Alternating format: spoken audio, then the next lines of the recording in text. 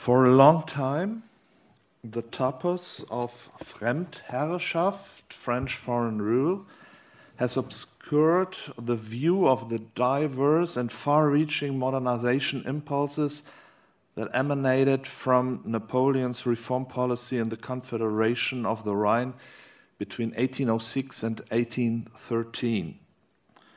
This applied in particular to the Grand Duchy of Berg and the Kingdom of Westphalia, two states who had been formed from various highly heterogeneous territories following the disastrous defeat of Prussia at Jena and Auerstedt, and which, as satellites of the French Empire, were intended to serve as model states for the other members of the Rheinbund. Since, unlike Bavaria or Württemberg, for example, they were not ruled by German but French princes, they were particularly subject to the condemnation of nationalist and Borussophile historians.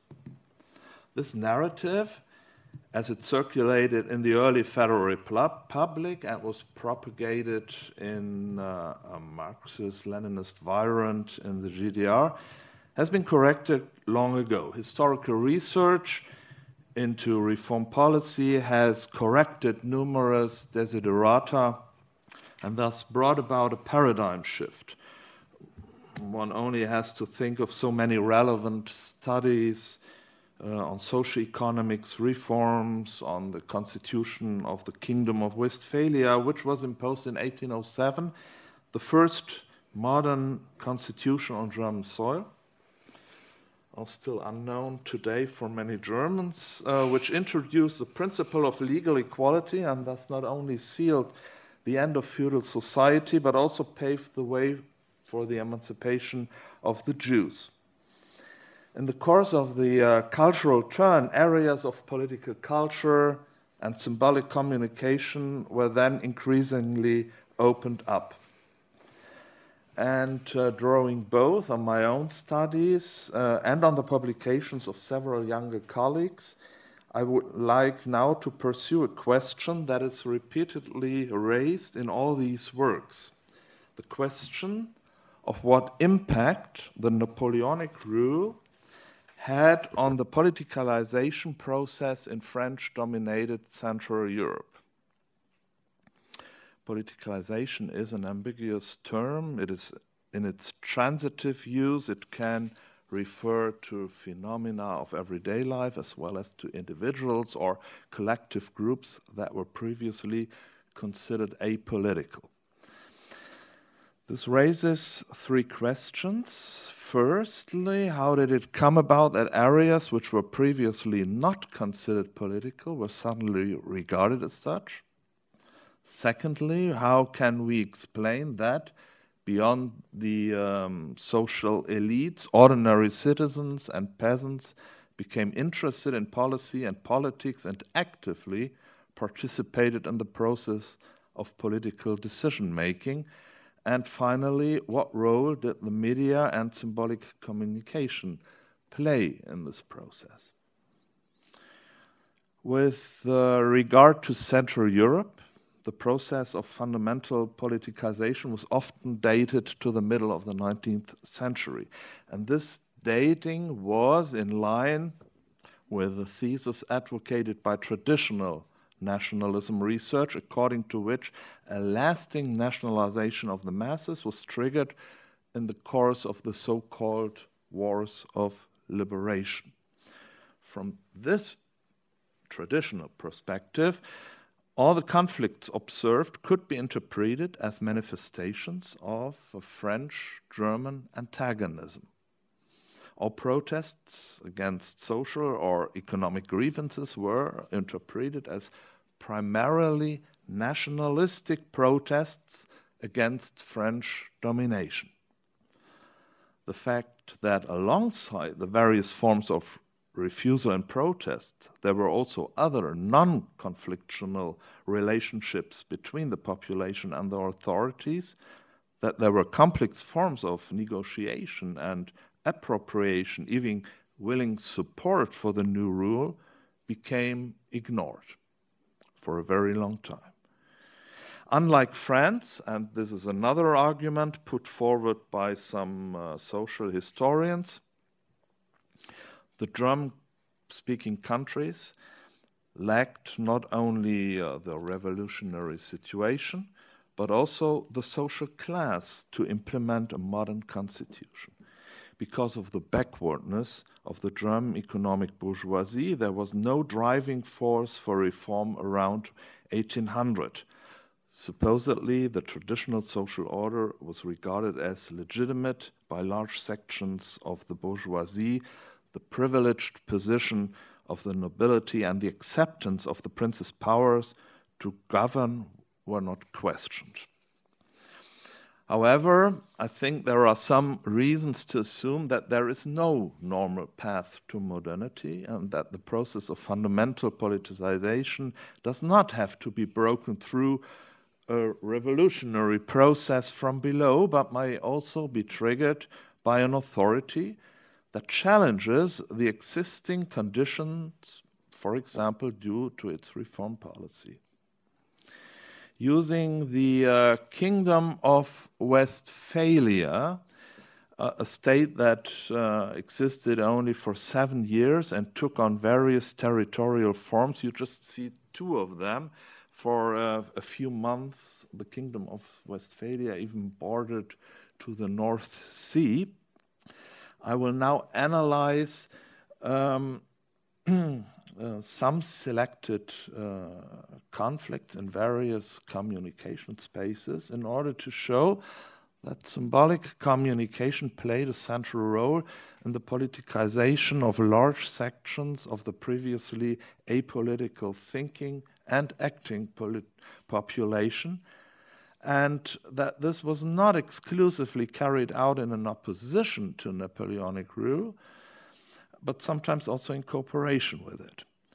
This process of dual politicization was partly planned, partly unplanned.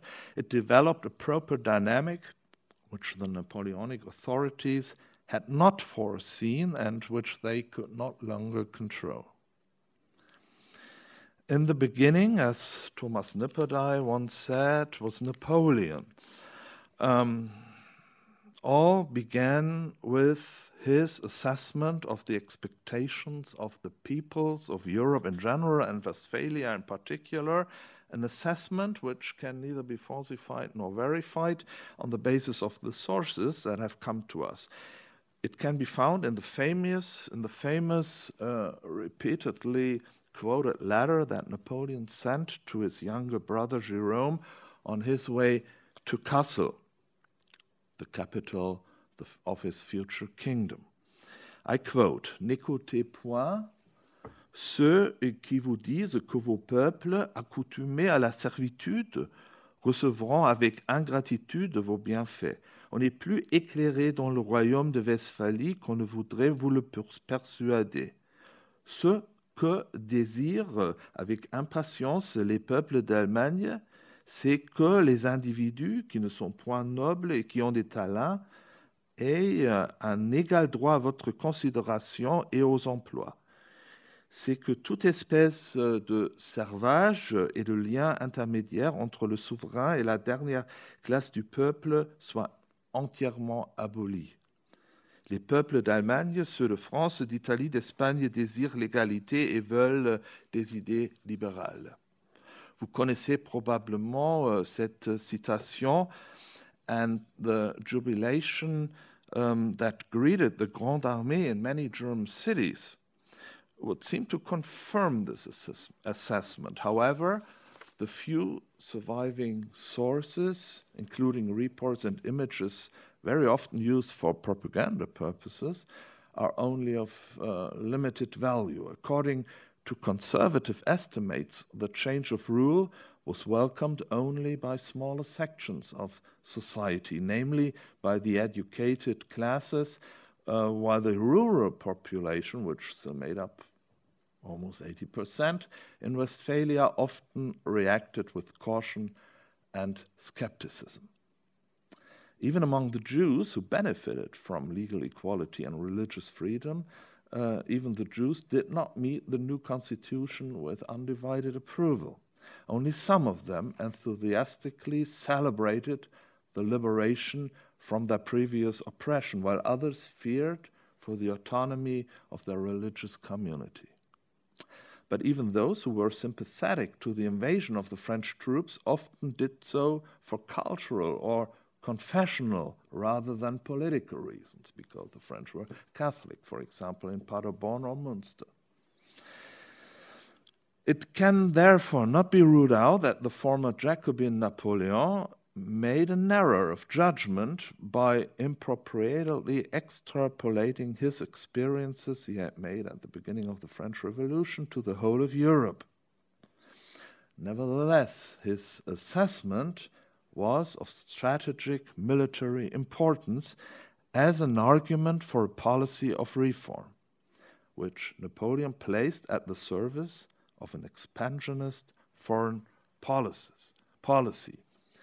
I quote, les bienfaits du Code Napoléon, la publicité des procédures, l'établissement des jurys seront autant de caractères distincts de votre monarchie. Et s'il faut vous dire ma pensée tout entière, je compte plus sur leurs effets pour l'extension et l'affermissement de votre monarchie que sur les résultats des plus grandes victoires.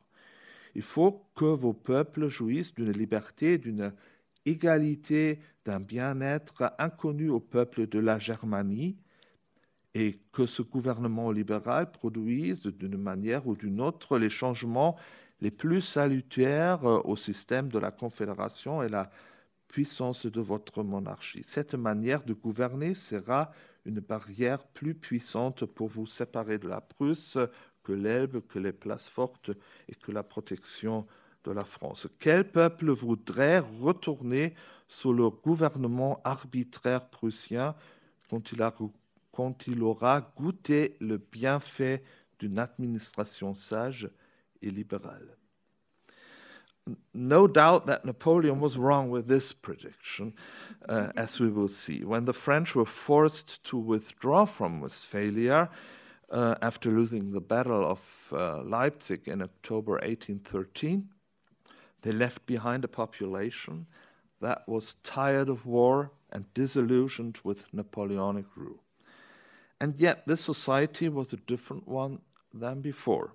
On the one hand, due to the impact that the reforms had on the organization of justice and administration, trade and agriculture, even if many of them were reversed by the new rulers and only unfolded their explosive force decades later. On the other hand, due to the pervasive politicization through different forms, traditional and modern forms of symbolic communication, which subjected wide areas of everyday life to politics and involved all social groups, triggering a process that emancipated itself from the original intentions of the rulers within a very short time and gained a momentum of its own. And I would like to demonstrate this using two examples, the Parliament of Westphalia and the different portraits of Westphalian rulers.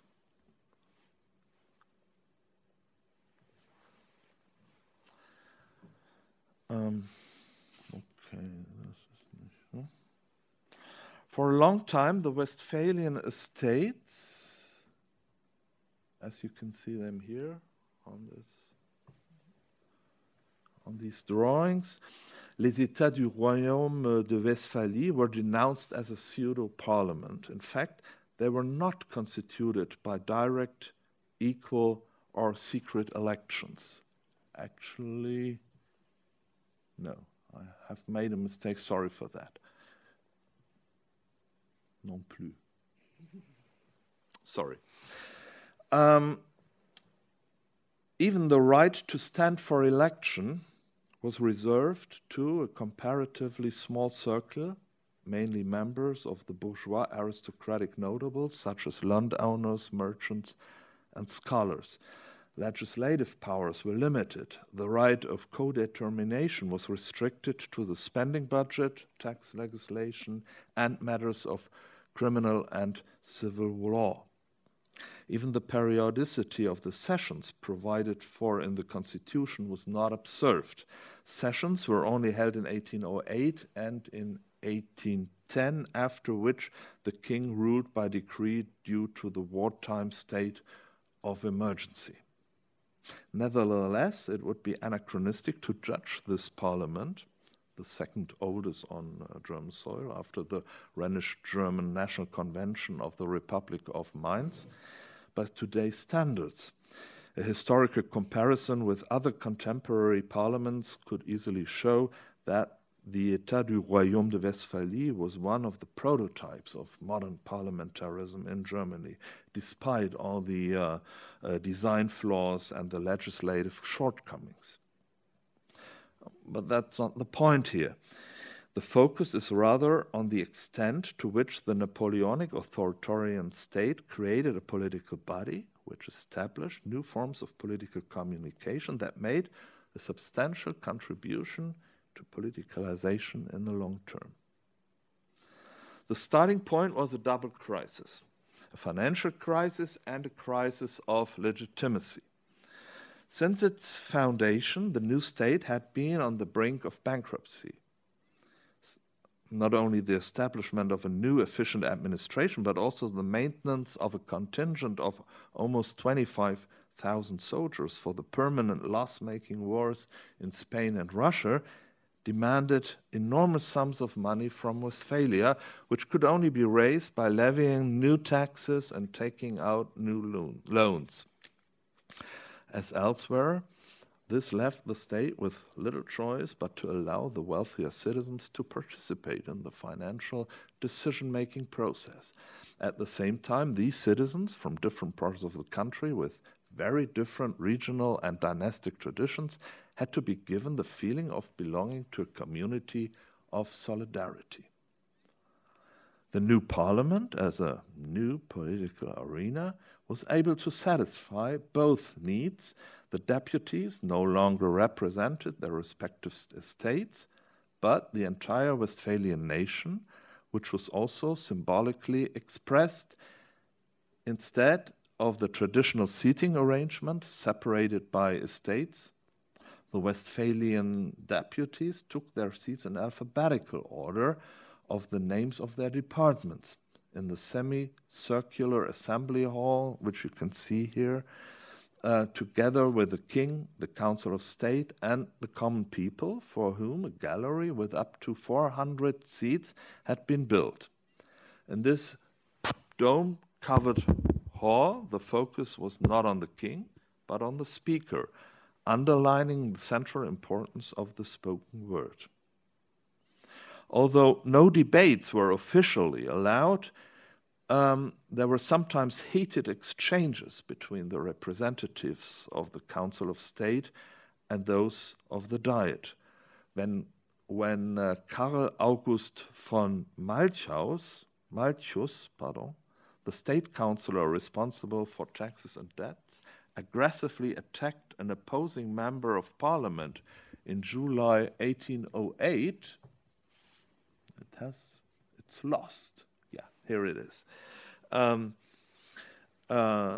Describing the constitution as somewhat despotic and the parliament as a comedy, the deputy was not intimidated. Wollen Sie, Herr Staatsrat, and you find the English translation below, wollen Sie, Herr Staatsrat, diese Erklärung vor dem Minister des Inneren wiederholen?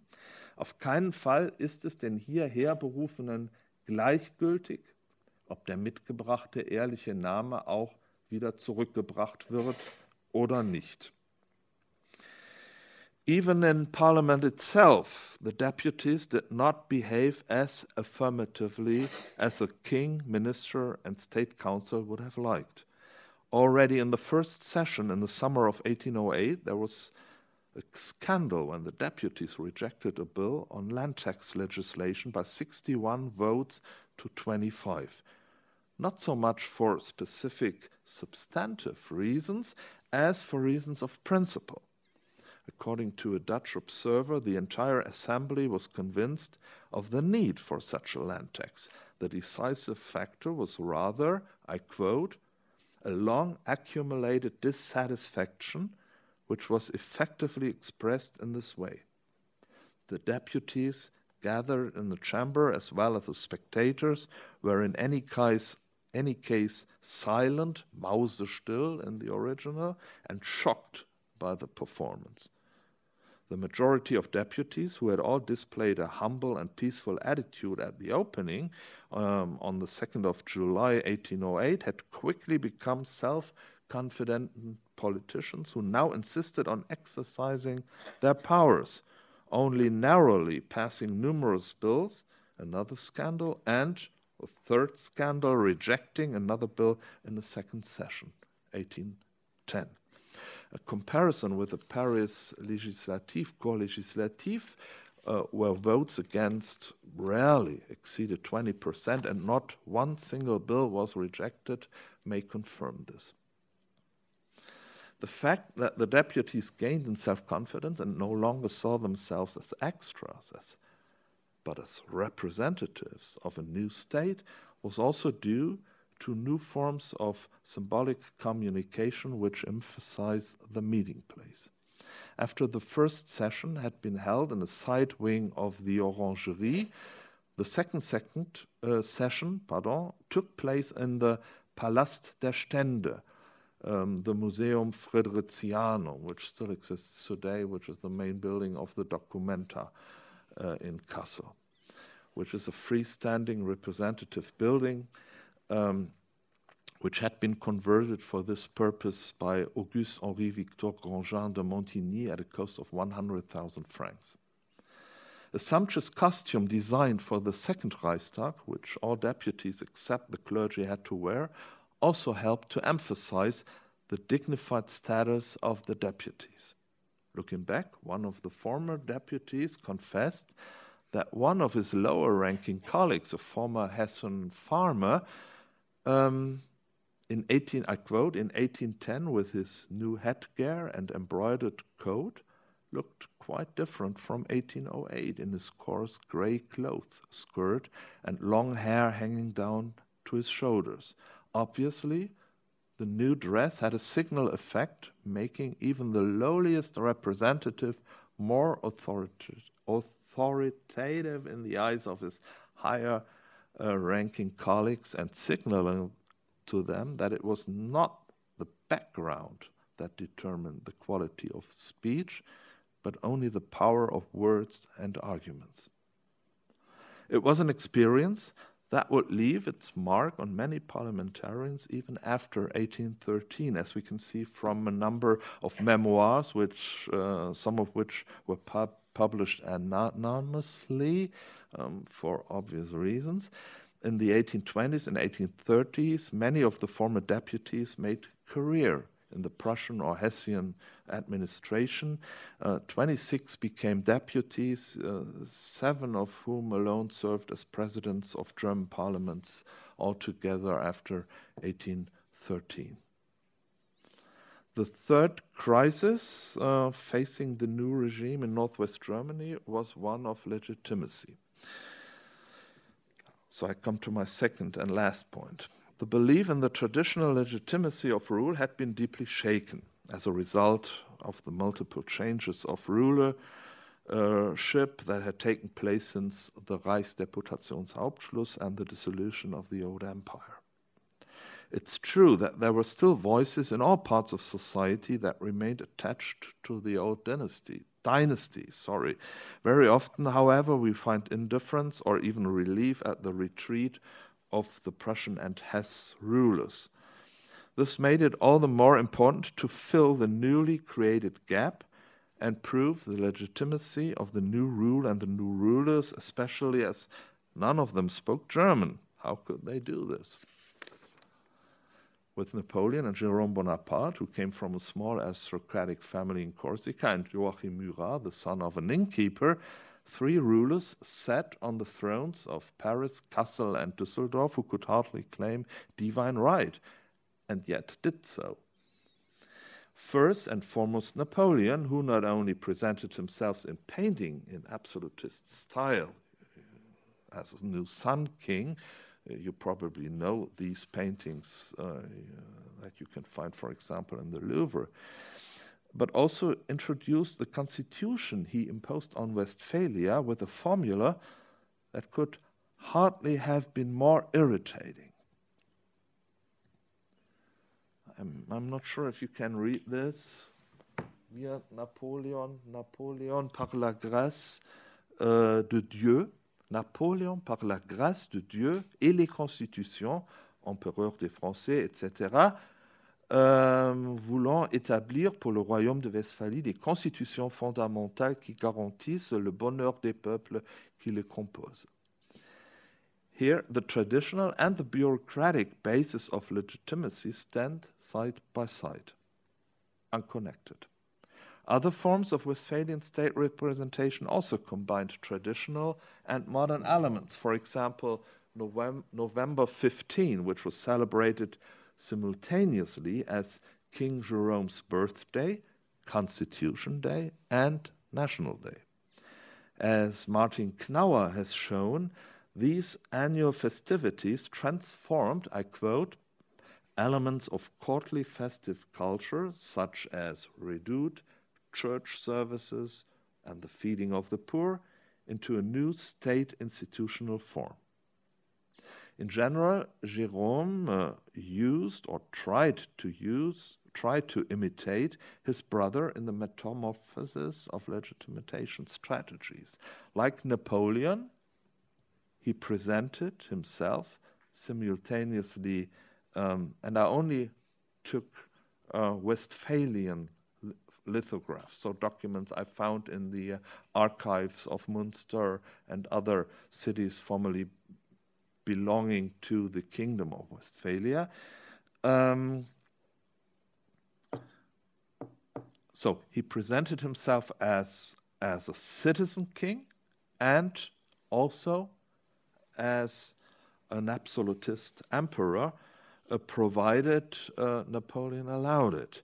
The purple royal mantle worn by Jérôme in a painting commissioned from François-Joseph Quinson in 1809 aroused Napoleon's displeasure. The color was reserved for him. The coat was then repainted over in blue. The eagles and the imperial insignia were removed to avoid any impression of equality. Well, actually, there are still some paintings which have been overseen, which show Jérôme with a red coat, but Napoleon was very well aware of those fine differences.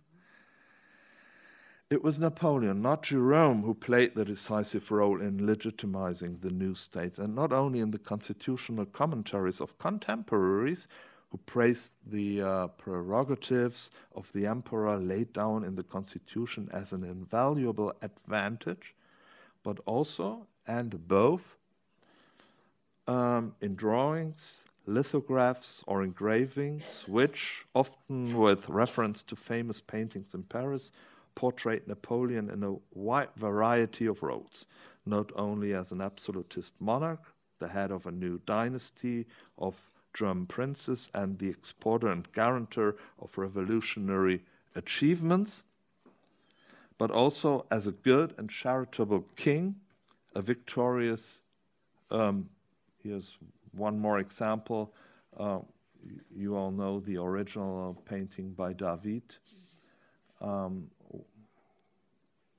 So you have a kind of patchwork of different representations. Charitable king, victorious general, a loving family man, and an almost divine ruler of Europe.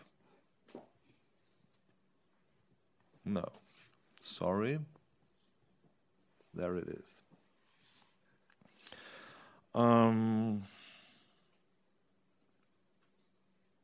Yeah, this is a copper plate engraving by Alexandre Tardieu and Antoine Aubert, made around 1810, after a painting by Laurent Dabo. Napoleon, as it is clearly expressed here, is not of this world. He floats above it, and you might even see, if you come closer to this engravement, that there is Westphalia. You can see there Westphalia. So France, of course, is in the middle of the universe, but there is also some.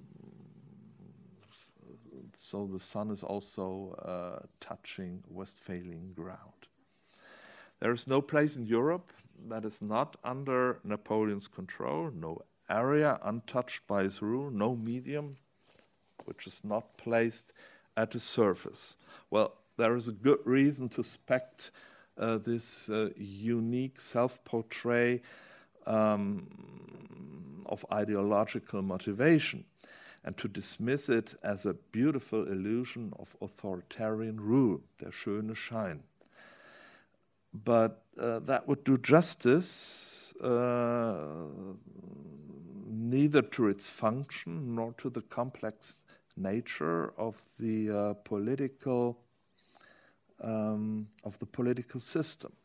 So the kingdom was a constitutional monarchy combined with elements of a post-revolutionary military dictatorship and elements of a charismatic rule that politicized all areas and appealed to all sections of the population.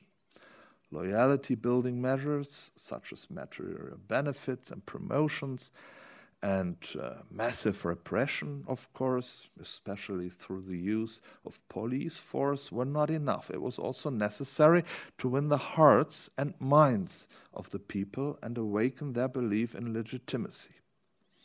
This was the strength of Napoleonic rule and its patchwork strategies, but as in all systems based on charisma, also its weakness.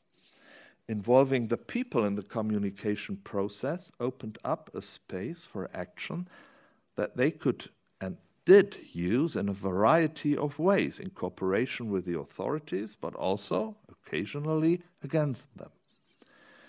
In his study, Martin Knauer was able to show for that monarchical representation not only served to consolidate dynastic order, but also provided a platform for forms of participation that contributed to the integration of citizens into the state. The people used such forms of symbolic communication to express their participatory interests, for example, when they reminded the authorities of their own promises in parliament, in journalism, or at festivals. Andreas Scholz comes to a similar conclusion in his forthcoming dissertation on reform conflicts in the Kingdom of Westphalia. Citizens very quickly realized that traditional forms of protest were ineffective or even sanctioned, and that they could best assert their interests through administrative or legal channels. This made them aware of their new role as active subjects entitled to exercise their rights. This had little to do with conscious citizenship. The politicization that citizens experience in their dealings with the state apparatus was more of an unintentional but persistent process. Only when the state began to close these channels from 1810, 1811 onwards did people revert to traditional forms of protests or use the new methods to challenge the whole system. And this can be observed with regard to the image propaganda that produced Napoleon's charisma, the patchwork of imperialist, nationalist, military, dynastic, sentimental, and constitutional legitimization strategies produced by the authorities would increasingly escape the control of the Napoleonic authorities and develop a momentum of its own, however counterproductive momentum. I'll give you some examples. We don't have the time to go, or I don't have the time to go into detail anymore, but this, for example, is a dynastic self-representation, and this is just the opposites. You see here Napoleon's brothers, his family leaving Napoleon in 1813. Here you can see all those German and the members of the Bonaparte family, and also some German rulers from Saxony or Württemberg and their wives, forming a new European dynasty. Here you have also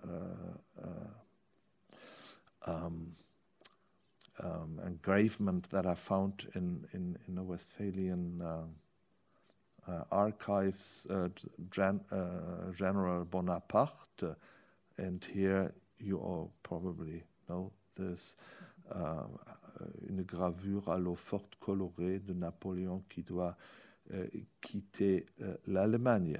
Here again, Napoleon, divine-like, and Napoleon as the devil's son. The cult of Napoleon was increasingly confronted with a radical anti-Napoleonism that also made use of all kinds of strategies, medias, and forms. Nolens volens, the Napoleonic patchwork strategy thus opened up a battle in all fields and with all available media that could no longer be brought under control. A small symbolic act, such as a toy coffin decorated with a tricolor and displayed in a shop window, was often enough to turn into a state affair, as Claudie Pey has described this vividly in the context of her dissertation on the Kingdom of Westphalia. This brings me to the end. There is a lot we don't know. And what we know is often very little. For example, about how the population resolved conflicts among themselves. Only the most spectacular cases of conflicts with the authorities or the representatives have come down to us. Only limited representative statements can be made about the individual social groups and cultural communities. What can be shown, however, is that we are dealing with a threefold form of politicization. A politicization of the media, the different spheres, and the population, and that this process of politicization developed a momentum of its own that Napoleon and his producers of meaning had certainly not foreseen and could no longer control. Thank you very much for your attention.